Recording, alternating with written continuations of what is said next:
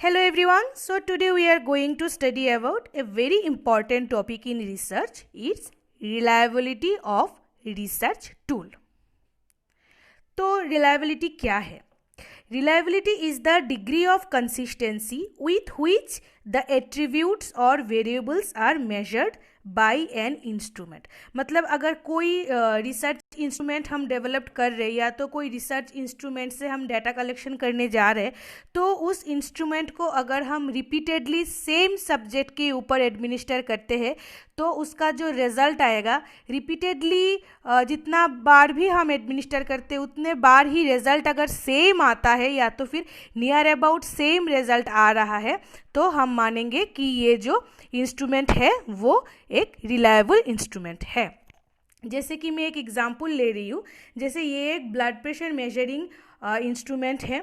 हम क्या करते हैं, इस ब्लड प्रेशर मेजरिंग इंस्ट्रूमेंट को पहले हमने एक सब्जेक्ट के ऊपर टेस्ट किया, बीपी मेजर किया और उसका जो सिस्टोलिक बीपी वो आया 120 mm/Hg। ठीक है, 10 मिनट बाद सेम मशीन से हम लोगों ने क्या किया, सेम सब्जेक्ट के ऊपर हम लोगों ने फिर से चेक किया बीपी और उसका बीपी अभी आया 160 mm/Hg सिस्टोलिक सेम। अभी 10 मिनट बाद सेम पर्सन के ऊपर हम लोगों ने सेम बीपी मशीन से फिर से उसका बीपी चेक किया और तब बीपी आया, सिस्टोलिक बीपी आया 200 mm/Hg। मतलब अभी आधे घंटे की भी फ़र्क नहीं हुआ, इतना कम टाइम के फ़र्क में सेम बीपी मशीन जब हम रिपीटेड सेम पर्सन के ऊपर एडमिनिस्टर कर रहे तो अलग अलग रिजल्ट आ रहा है और वो भी बहुत ज़्यादा फ़र्क है एक दूसरा रिजल्ट के साथ। ठीक है, तो इस हालत में हम ये जो बीपी इंस्ट्रूमेंट है इसको हम रिलायबल इंस्ट्रूमेंट नहीं मान सकते क्योंकि ये रिजल्ट सेम नहीं दे रहा है। मैं नॉर्मल एक एग्जांपल देके समझा रही हूँ। जैसे मान लीजिए मैं आपको पूछ लिया कि आज सुबह आपने ब्रेकफास्ट में क्या खाया। ठीक है, तो आपने बोला कि मैंने रोटी खाया। 10 मिनट बाद सेम आपसे ही मैंने पूछा सेम क्वेश्चन कि आज आप सुबह क्या खाया ब्रेकफास्ट में, तो आपने बोला आज सुबह मैंने पराठा खाया। तो सेम आपको मैंने और 10 मिनट बाद पूछती हूँ कि आपने सुबह आज ब्रेकफास्ट में क्या खाया, तो आपने आंसर किया कि मैं आज पोहा खाया।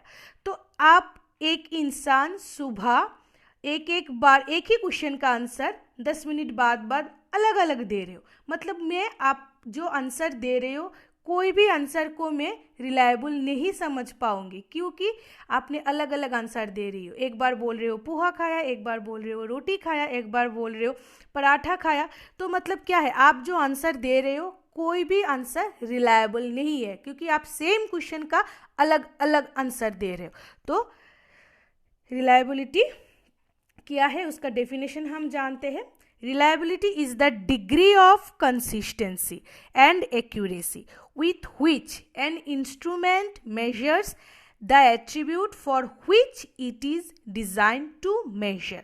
मतलब ये एक इंस्ट्रूमेंट है जिसको मेजर करने के लिए बनाया गया है। उसी इंस्ट्रूमेंट को अगर हम रिपीटेडली वो चीज़ मेजर करते हैं, मेजर करने के लिए एडमिनिस्टर करते हैं तो सेम रिजल्ट आएगा। अगर दूसरा रिजल्ट आ रहा है तो वो इंस्ट्रूमेंट को हम रिलायबल नहीं मान सकते।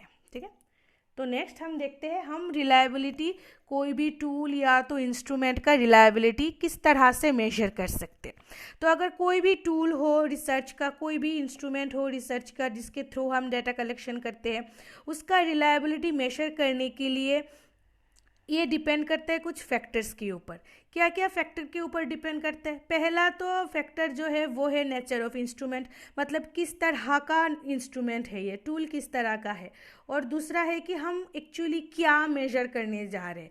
तो इस दो चीज़ के ऊपर डिपेंड करता है कि हम रिलायबिलिटी किस तरह से मेजर करेंगे।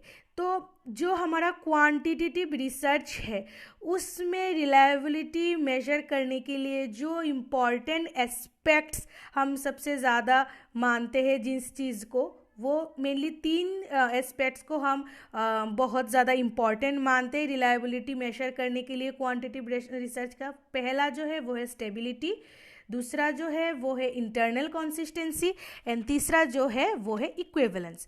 तो ये 3 एस्पेक्ट्स है जिसके थ्रू हम क्वांटिटेटिव रिसर्च डिज़ाइन जो है उसका रिलायबिलिटी मेजर कर सकते हैं। तो स्टेबिलिटी मेजर करने के लिए हम यहाँ पे टेस्ट रीटेस्ट मेथड यूज़ कर सकते हैं।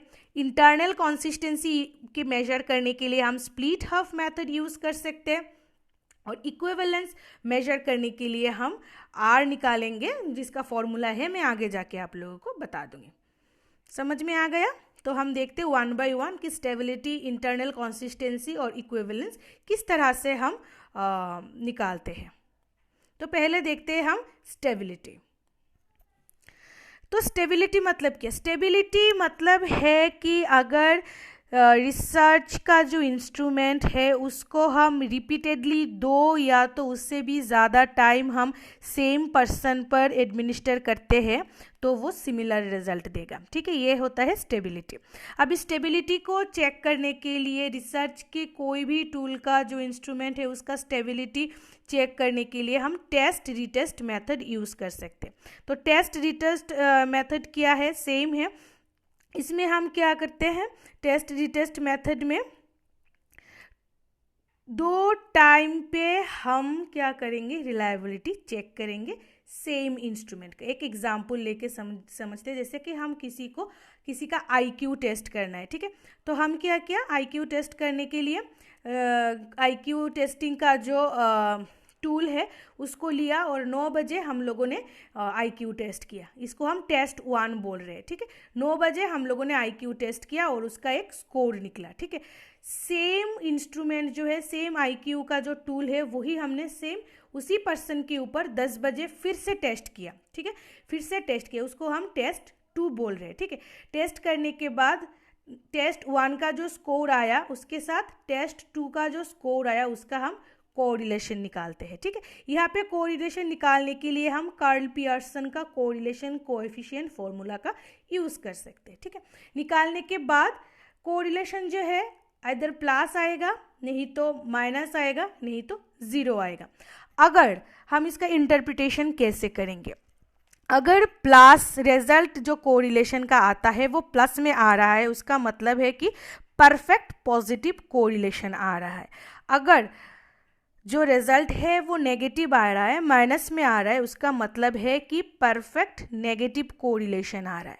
और अगर रिजल्ट 0 आ रहा है उसका मतलब है कि कोई रिलेशनशिप नहीं है। ठीक है, मतलब वो टूल रिलायबल नहीं है। ठीक है, तो अगर प्लस मान लीजिए अगर +8 आ गया, +1 आ गया, तो बोलते हैं कि हम परफेक्ट रिलायबिलिटी है। ठीक है, तो अगर स्कोर 0.70 या तो इससे ज़्यादा होता है किसी भी टूल का रिलायबिलिटी निकालने के बाद, तब हम बोलते हैं कि ये एक्सेप्टेबल रेंज है। हम उस टूल का बोल सकते हैं, टूल को बोल सकते हैं कि ये टूल रिलायबल है। ठीक है, तो इस तरह से हम स्टेबिलिटी चेक कर सकते हैं। समझ में आ गया? नेक्स्ट हम देखते हैं इंटरनल कंसिस्टेंसी। इंटरनल कंसिस्टेंसी को हम होमोजेनिसिटी भी बोलते हैं। ठीक है, इंटरनल कंसिस्टेंसी में हम क्या देखते हैं? इंटरनल कंसिस्टेंसी में हम देखते हैं कि हमारा जो टूल है उस टूल का सारा जो सब पार्ट्स है, अंदर में जितना भी सब पार्ट्स है, वो सेम कैरेक्टरिस्टिक्स मेजर कर रहा है या नहीं। ठीक है, जैसे मैं एक एग्जाम्पल ले रही हूँ। जैसे मैंने यहाँ पे एक स्ट्रेट एंजाइटी का टूल, स्ट्रेट एंजाइटी इन्वेंटरी का एक टूल लिया है। ठीक है, और यहाँ पे जो आइटम है 1 से 20 तक का आइटम है। ठीक है, तो यहाँ पे हम देखेंगे, इंटरनल कंसिस्टेंसी में देखेंगे, ये एक एंजाइटी असेसमेंट का टूल है। तो इसमें हम देखेंगे ये जो जितना भी यहाँ पे सब पार्ट है, ठीक है, ये सारा सब पार्ट सिर्फ एंजाइटी ही मेजर करे। अगर ये सारा सब पार्ट एंजाइटी में से अगर डिप्रेशन मेजर करना शुरू कर दिए या तो और भी दूसरा कोई एट्रीब्यूट मेजर करते हैं, तो इस टूल का इंटरनल कंसिस्टेंसी हम बोलेंगे नहीं है, मतलब ये टूल रिलायबल नहीं है इंटरनल कंसिस्टेंसी के मामले में। ठीक है,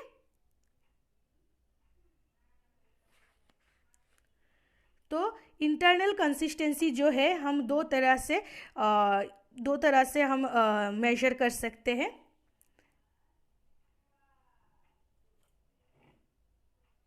पहला है स्प्लिट हाफ मेथड और सेकंड है तो दो तरह से यूज़ कर सकते हैं। तो मतलब पहला स्लिप, इसको हम स्प्लिट हाफ मेथड से मेजर कर सकते हैं। तो स्प्लिट हाफ मेथड जो है इसको हम दो तरह से यूज़ कर सकते हैं, ठीक है। स्प्लिट हाफ मेथड को हम दो तरह से यूज़ कर सकते हैं। एक तो ऑड इवन नंबर में हम डिवाइड कर सकते हैं और दूसरा हम इसको फर्स्ट हाफ और सेकंड हाफ नंबर में डिवाइड कर सकते हैं। ऑड इवन नंबर मतलब जैसे कि यहाँ पे 1 to 20 तक का सब पार्ट्स है, ठीक है। तो ये पूरा जो टूल है इसको हम स्प्लिट हाफ नाम से ही पता चल रहा है, दो हिस्सों में डिवाइड करके हमको इसका रिलायबिलिटी, इंटरनल कंसिस्टेंसी चेक करना है। तो ये जो दो हिस्से में हम डिवाइड करेंगे ये दो तरह से कर सकते हैं। एक तो हम ऑड इवन नंबर से कर सकते हैं, दूसरा हम फर्स्ट हाफ सेकंड हाफ से कर सकते हैं। अगर ऑड इवन नंबर से ले रहे हैं तो जैसे मान लीजिए question number 1, question number 3, question number 5, question number 7, इस तरह से ऑड नंबर का क्वेश्चन एक पार्ट में ले लेंगे और इवन नंबर का जितना भी क्वेश्चन है जैसे कि 2, 4, 6, 8 वो सारा इवन नंबर का क्वेश्चन हम एक साइड में ले लेंगे। लेने के बाद फिर ऑड नंबर का क्वेश्चन का अलग सा स्कोर निकालेंगे और इवन नंबर का अलग सा स्कोर निकालेंगे, ठीक है। अगर हम फर्स्ट हाफ और सेकंड हाफ करते हैं तो मान लीजिए ऐसे 1 से 20 तक का है, तो इसमें हम क्या करेंगे, फर्स्ट हाफ जैसे 1 से 10 तक का एक हाफ ले लेंगे और उसके बाद 11 से 20 तक दूसरा हाफ ले लेंगे, ठीक है। तो फर्स्ट हाफ और सेकंड हाफ ऐसे ले लेंगे। लेने के बाद क्या करेंगे, फर्स्ट हाफ अलग से हम दे देंगे, दे के स्कोर ले लेंगे और उसके बाद सेकंड हाफ अलग से एडमिनिस्टर करेंगे और उसका स्कोर भी अलग से ले लेंगे। उसके बाद हम क्या करेंगे, फर्स्ट हाफ के साथ सेकंड हाफ, फर्स्ट हाफ का जो स्कोर निकलेगा उस स्कोर के साथ सेकंड हाफ का जो स्कोर निकलेगा उसका कोरिलेशन निकालेंगे, ठीक है। सेम ऑड इवन में भी हम कर सकते हैं। ऑड का जो स्कोर निकलेगा ऑड नंबर का और इवन का, उन दोनों का कोरिलेशन निकाल के हम कर सकते हैं। तो मैं यहाँ पे फर्स्ट हाफ और सेकंड हाफ का दिखा रही हूँ। तो फर्स्ट हाफ का जो स्कोर निकलेगा उसके साथ सेकंड हाफ का जो स्कोर निकलेगा, ये दोनों स्कोर का कोरिलेशन करेंगे हम। कोरिलेशन करने के बाद रिजल्ट प्लस में आएगा, नहीं तो माइनस में आएगा, नहीं तो जीरो में आएगा। अगर प्लस में आ रहा है तो मतलब रिलायबिलिटी परफेक्ट है, परफेक्ट पॉजिटिव रिलायबिलिटी है। अगर नेगेटिव में आ रहा है तो परफेक्ट नेगेटिव रिलायबिलिटी है। अगर जीरो में आ रहा है तो ये जो कोरिलेशन है बिल्कुल कोरिलेशन नहीं है, ये माना जाएगा। तो यहाँ पे कोरिलेशन निकालने के लिए हम क्रॉनबेक अल्फा और कोएफिशिएंट अल्फा का फॉर्मूला का यूज कर सकते हैं। नेक्स्ट हम इक्विवेलेंस देखेंगे। सो इक्विवेलेंस क्या है, इक्विवेलेंस मतलब अगर हम किसी इक्विवेलेंस जो है इसको निकालने के लिए हम क्या करेंगे, इसमें एक फिनोमिनन रहेगा, एक पर्टिकुलर फिनोमिनन को दो अलग अलग ऑब्जर्वर सिमल्टेनियसली और इंडिपेंडेंटली ऑब्जर्व करेगा और अलग से उसका रेट करेगा और उसके बाद हमको फॉर्मूला में डाल के वो रिलायबिलिटी निकालना है। देखते हो एक एग्जाम्पल से, जैसे कि ये एक फिनोमिना है, जैसे कि कोई स्टूडेंट सर्जिकल ड्रेसिंग कर रहा है, इसको ये एक फिनोमिना है, ठीक है। तो एग्जामिनर 1 और एग्जामिनर 2, दो एग्जामिनर सेम टाइम में आ रहा है और दोनों एग्जामिनर के पास, ठीक है, कुछ ऑब्जर्व करके लिखने के लिए कोई चेकलिस्ट है। तो वो लोग क्या कर रहे हैं, एग्जामिनर 1 के पास भी एक चेकलिस्ट है और एग्जामिनर 2 के पास भी एक चेकलिस्ट है, ठीक है। तो स्टूडेंट सर्जिकल ड्रेसिंग कर रहा है, एक फिनोमिनन चल रहा है, तो दोनों ऑब्जर्वर जो है एग्जामिनर 1 और एग्जामिनर 2 दोनों साथ में आ रहा है और देख रहा है कि सर्जिकल ड्रेसिंग प्रोसीजर कैसे चल रहा है। उसके हिसाब से दोनों ने अपना अपना अलग अलग से अलग अलग पेज में अपना अपना जो एग्रीमेंट डिसएग्रीमेंट उन लोगों ने दे दिया, ठीक है। देने के बाद तो उसके बाद हम इसका आर कैसे निकालेंगे, ठीक है। इसका आर हम निकालेंगे number of agreement divided by number of agreement plus number of disagreement. मतलब दोनों एग्जामिनर का जितना भी एग्रीमेंट पे नंबर कितना भी एग्रीमेंट होगा वह सामने लिखेंगे, पहले लिखेंगे, उसके बाद डिवाइड करेंगे उसका टोटल एग्रीमेंट प्लस दोनों मिला के कितना टोटल डिसएग्रीमेंट हुआ कितना आइटम में, तो वो चीज़ हम लिख के उसका आर निकाल सकते हैं, ठीक है। तो इस तरह से हम जो है रिलायबिलिटी टूल का जो इक्विवेलेंस है वो हम चेक कर सकते हैं। तो इक्विवेलेंस को हम इंटर रेटर और इंटर ऑब्जर्वर रिलायबिलिटी भी बोल सकते हैं, क्योंकि इसमें एक सिंगल इवेंट को सिमल्टेनियसली दो या तो उससे भी ज़्यादा एग्जामिनर जो है ऑब्जर्वर जो है ऑब्जर्व करके अपना अपना रेटिंग देते हैं, ठीक है। तो आज हमने क्या क्या पढ़ा? आज हमने पढ़ा कि रिलायबिलिटी क्या है, रिलायबिलिटी का डेफिनेशन क्या है, हम किसी भी टूल का रिलायबिलिटी किस तरह से मेजर करते हैं। मेनली जो 3 एस्पेक्ट्स हमने देखा है क्वांटिटेटिव रिसर्च का रिलायबिलिटी मेजर करने के लिए, वो 3 एस्पेक्ट्स है stability, internal consistency and equivalence. Stability जो है हम टेस्ट रिटेस्ट मेथड से मेजर कर सकते हैं। इंटरनल कंसिस्टेंसी जो है हम स्प्लिट हाफ मेथड से मेजर कर सकते हैं। और इक्विवेलेंस जो है हम कैसे एग्रीमेंट और डिसएग्रीमेंट के बेसिस पे, जो फॉर्मूला अभी बताया मैंने, उस बेसिस पे हम मेजर कर सकते हैं। तो समझ में आ गया? Thank you.